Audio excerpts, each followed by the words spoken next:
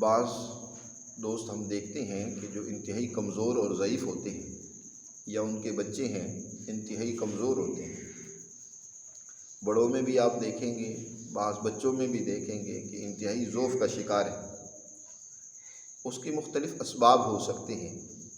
بچے کمزور ہیں، صحت نہیں ان میں آ رہی، خوراک جسم کو نہیں لگ رہی، یا بڑے بوڑھے ہیں تو انتہائی جسم بالکل دبلا پتلا سا ہے. اس کی ایک وجہ تو بچوں میں جو اکثر وجہ ہوتی ہے، بعض بچوں کو ٹائیفائڈ کا مسئلہ اکثر رہتا ہے. ٹائیفائڈ یعنی آنتوں میں بخار کا ہونا، وہ انسان کو کمزور کر دیتا ہے. ایسے بچوں کی حالت اچھی طرح بغور سے معائنہ کروائیں کہ کہیں ٹائیفائڈ کے مریض تو نہیں ہیں. اور بعض بچوں کا حال یہ ہوتا ہے کہ ان کے معدے کے اندر کیڑے ہوتے ہیں. خوراک جو بھی وہ جسم میں ڈالتے ہیں تو کیڑے اس خوراک کو کھاتے رہتے ہیں، بلکہ جسم کو بھی کھاتے رہتے ہیں، اور اس کی وجہ سے جسم کمزور در کمزور اور دبلا پتلا ہوتا رہتا ہے. اور اسی طرح بڑوں بوڑھوں میں بھی جو اسباب ہیں ان میں سے ایک سبب یہ ہوتا ہے کہ آج تفکرات بہت زیادہ ہیں، ٹینشنیں بہت زیادہ ہیں. جو آدمی ٹینشن میں رہتا ہے اس کے کو بھی صحت نہیں آتی، وہ بھی ہمیشہ کمزور در کمزور ہوتا چلا جائے گا، اس کی غذا اس کے جسم کو نہیں لگے گی. تو جو لوگ ٹینشن میں مبتلا ہیں تو انہیں اپنے آپ کو ٹینشن سے نکالنا چاہیے. ایک بات تو یہ کہ مسلمان آدمی کبھی فکر مند یا ٹینشن میں مبتلا نہیں ہو سکتا. فکر مند کا لفظ تو درست نہیں ہے، ٹینشن میں نہیں مبتلا ہو سکتا. فکر مند تو مسلمان کو رہنا چاہیے، لیکن ایسی فکر کہ وہ اپنے آپ کو مریض کر لے، ہر وقت ٹینشن میں رہے کہ میرے ساتھ کیا ہو جائے گا، میری دولت کم ہو گئی، یا میرے نوکری کے حوالے سے مجھے کچھ مسئلہ ہے، یا کسی اور حوالے سے وہ پریشان ہے، تو پریشانی اپنے اوپر مسلط نہ کر لے. اس کا تو اللہ پر اعتماد اور یقین ہے کہ جو کچھ بھی ہوتا ہے اس کے پیچھے اللہ سبحانہ و تعالی کا ہاتھ کار فرما ہے، بغیر اس کی مرضی کے. قرآن میں حدیث میں نبی کریم صلی اللہ علیہ وسلم نے ارشاد فرمایا، اپنے چچا حضرت عباس کو حضور صلی اللہ علیہ وسلم نے نصیحت کرتے ہوئے فرمایا کہ اے میرے چچا عباس، اگر سارے لوگ اکٹھے ہو جائیں، وَلَوِ اجْتَمَعُوا النَّاسَ عَلَىٰ أَن يَنفَعُوكَ بِشَيْءٍ لَن يَنفَعُوكَ بِشَيْءٍ إِلَّا قَدْ كَتَبَ اللَّهُ لَكَ. سب مل کر بھی تمہیں نفع پہنچانا چاہے نا، اور اللہ نہ چاہے تو کوئی تمہیں نفع نہیں پہنچا سکتا. اور اگر سارے مل کر وَلَوِ اجْتَمَعُوا النَّاسُ عَلَىٰ أَن يَضُرُّوكَ بِشَيْءٍ لَن يَضُرُّوكَ بِشَيْءٍ إِلَّا قَدْ كَتَبَ اللَّهُ لَكَ. سب مل کر تیرا نقصان کرنا چاہیں تو ہرگز تجھے نقصان نہیں پہنچا سکتے، مگر اتنا ہی نقصان تجھے پہنچے گا جتنا اللہ نے تیرے لیے لکھ دیا.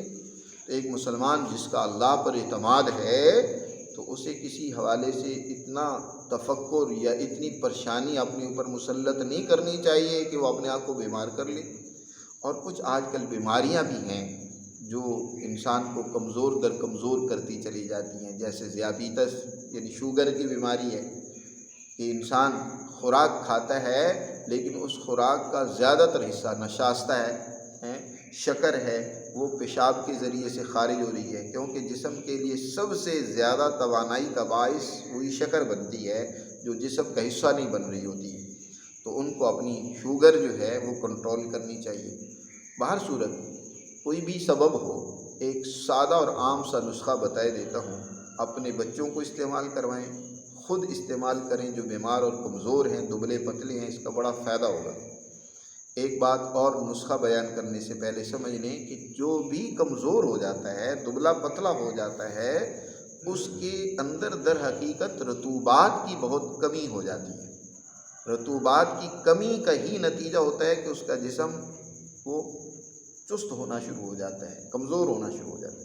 تو رطوبات پیدا کرنے کے لیے آپ ایسی غذاؤں کا استعمال کریں جن میں رطوبات بکثرت ہوتی ہیں. مثلا اس میں یہ ہے کہ دودھ سے بنی ہوئی چیزیں زیادہ سے زیادہ استعمال کریں. اور دوسرا اسی طرح کھیرا اور کھجور، ان دونوں کا ملا کر کھانا یا استعمال کرنا یا بچوں کو کروانا، یہ بھی صحت کو دوبالا کر دیتا ہے، بڑھا دیتا ہے، صحت مند انسان بن جاتا ہے. اور اسی طرح ایک نسخہ اس کو اگر تیار کروا لے تو انشاءاللہ اس کے بھی بہت اچھے اثرات ہوں گے. کرنا یہ ہے کہ دو چیزیں لینی ہیں. ایک ہوتی ہے بھداری قند، बाज़ार से मिल जाती है, लकड़ी होती है सफ़ेद लकड़ी होती है, बधारी कंद उसे कहते हैं, वो ले लें।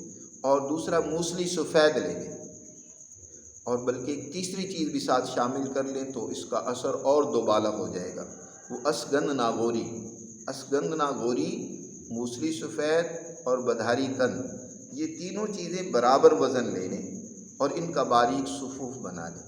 अगर वैसे बच्चों को खिलाना मुश्किल हो तो आप बराबर वज़न शक्कर या चीनी भी शामिल कर सकते हैं, वो भी फ़ायदा देगी, नुकसान नहीं होगा। तो अब उसकी आधी चम्मच सुबह दूध के साथ दें, इसी तरह आधी चम्मच दोपहर दें, आधी चम्मच शाम दें। इंशाअल्लाह चंद दिन के इस्तेमाल से जिस्म ताकतवर सेहतमंद होना शुरू हो जाएगा। दुआओं में याद रखें।